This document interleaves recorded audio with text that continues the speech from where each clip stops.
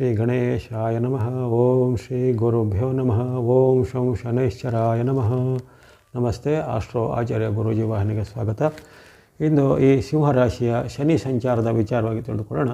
ಈ ಶನಿ ಮಹಾರಾಜರ ಸಂಚಾರ ಮಾರ್ಚ್ 29ರಂದು ಅಲ್ಲಿ ಮೀನರಾಶಿಗೆ ಶನಿ ಮಹಾರಾಜರು ಪ್ರವೇಶ ಮಾಡ್ತಾರೆ.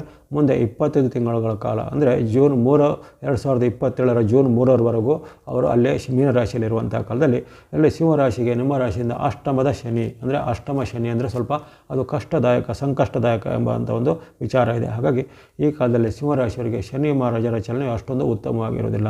ನಾನಾ ರೀತಿಯ ಆರೋಗ್ಯ ಸಮಸ್ಯೆಗಳು ಬರ್ಬೋದು.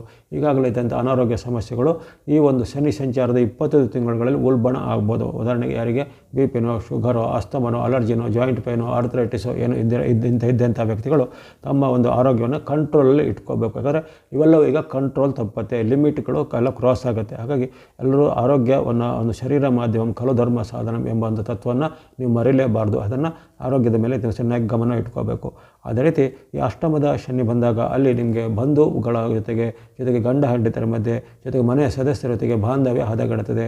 ಹಾಗಾಗಿ ಪತಿ ಪತ್ನಿಯರ ಮಧ್ಯೆ ವಾಗ್ವಾದ ಕಲಹಗಳು ಬರುವಂಥದ್ದು, ಜೊತೆಗೆ ಬಂಧುಗಳ ಜೊತೆಗೆ ವೈರತ್ವಗಳು ಬರುವಂಥದ್ದು, ಇತರರು ನಿಮ್ಮ ದ್ವೇಷಿಸುವಂಥ ಒಂದು ಸಾಧನೆಗಳು ಬರ್ತವೆ. ಹಾಗಾಗಿ ಅಲ್ಲಿ ನೀವು ಆರೋಗ್ಯದ ಜೊತೆಗೆ ನಿಮ್ಮ ಒಂದು ಬಾಂಧವ್ಯ ಮಾತು ನಡವಳಿಕೆ ಮೇಲೆ ಸಹ ಖಂಡಿತ ನಿಮ್ಮ ಒಂದು ಗಮನ ಬೇಕಾಗುತ್ತೆ. ಜೊತೆಗೆ ಈ ಕಾಲದಲ್ಲಿ ನಿಮಗೆ ಭಯ, ಚಿಂತೆ, ಆತಂಕ, ದುಃಖಗಳು ಹೆಚ್ಚಾಗುತ್ತೆ. ಮನಸ್ಸಲ್ಲಿ ಯಾವಾಗ ಮನುಷ್ಯನಿಗೆ ಒಂದೊಂದು ಅಡೆತಡೆಗಳು ಬಂದಾಗ ಅದು ಆಟೋಮೆಟಿಕ್ಕಾಗಿ ಆತನ ಮನಸ್ಸಿನ ಮೇಲೆ ಪರಿಣಾಮ. ಉದಾಹರಣೆಗೆ ಆರೋಗ್ಯ ಕೆಟ್ಟಾಗಲೂ ಮನಸ್ಸಿನ ಮೇಲೆ ಪರಿಣಾಮ ಬೀಳುತ್ತೆ, ಹಣದ ನಷ್ಟ ಬಂದಾಗಲೂ ಮನಸ್ಸಿನ ಮೇಲೆ ಪರಿಣಾಮ ಬರುತ್ತೆ, ಬಾಂಧವ್ಯ ಕೆಟ್ಟಾಗಲೂ ಅದು ಮನಸ್ಸಿನ ಮೇಲೆ ಪರಿಣಾಮ ಬರುತ್ತೆ. ಹಾಗಾಗಿ ನಿಮ್ಮ ಮನಸ್ಸಿನ ಮೇಲೆ ಸ್ವಲ್ಪ ನಕಾರಾತ್ಮಕ ಭಾವನೆ, ಚಿಂತೆ, ದುಃಖ, ಅಥವಾ ನನಗೆ ನಾಳೆ ಏನೋ ಆಗುತ್ತೋ, ಅಥವಾ ನನಗೆ ಪ್ರಾಣಕ್ಕೆ ಅಪಾಯ ಇದೆಯೋ, ಅಥವಾ ನನ್ನಿಂದ ಏನೋ ತೊಂದರೆ ಆಗುತ್ತೋ, ಅಥವಾ ನನಗೆ ಯಾರೇನಾದರೂ ಮಾಡ್ತಾರೋ, ಈ ರೀತಿ ಏನೋ ಒಂದು ಊಹಾತ್ಮಕವಾದ ಭಯಗಳು ನಿಮ್ಮಲ್ಲಿ ಹೆಚ್ಚಳಾಗುತ್ತೆ. ಹಾಗಾಗಿ ಇಲ್ಲಿ ನೀವು ನಿಮ್ಮ ಪ್ರಥಮವಾಗಿ ಆರೋಗ್ಯ ರಕ್ಷಣೆ, ಆಮೇಲೆ ಮಾತು ನಡವಳಿಕೆಗಳ ಒಂದು ಸಮತೋಲನ ಕಾಪಾಡಿಕೊಳ್ಳುವಂಥದ್ದು, ಜೊತೆಗೆ ಮನಸ್ಸಲ್ಲಿ ಉತ್ಪನ್ನ ಆಗುವಂಥ ನಕಾರಾತ್ಮಕ ಭಾವನೆ, ಭಯ, ಚಿಂತೆ, ಆತಂಕ, ದುಃಖಗಳನ್ನು ನಿವಾರಣೆ ಮಾಡಿಕೊಳ್ಬೇಕಾಗತ್ತೆ.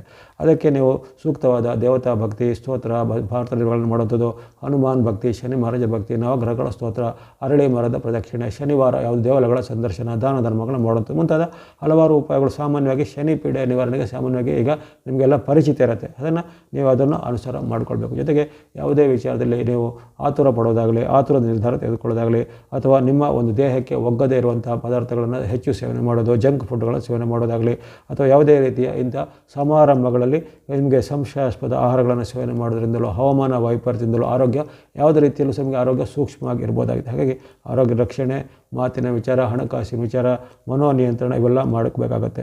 ಹಾಗಾಗಿ ಈ ಬರುವಂಥ 25 ತಿಂಗಳ ಕಾಲದಲ್ಲಿ ನಿಮಗೆ ಶನಿ ಮಹಾರಾಜರಿಂದ ಹಾಗೂ ನವಗ್ರಹಗಳಿಂದ ಎಲ್ಲ ಉತ್ತಮ ಫಲಗಳು ಸಿದ್ಧಿಯಾಗಲೆಂದು ಹಾರೈಕೆ ಮಾಡ್ತಾ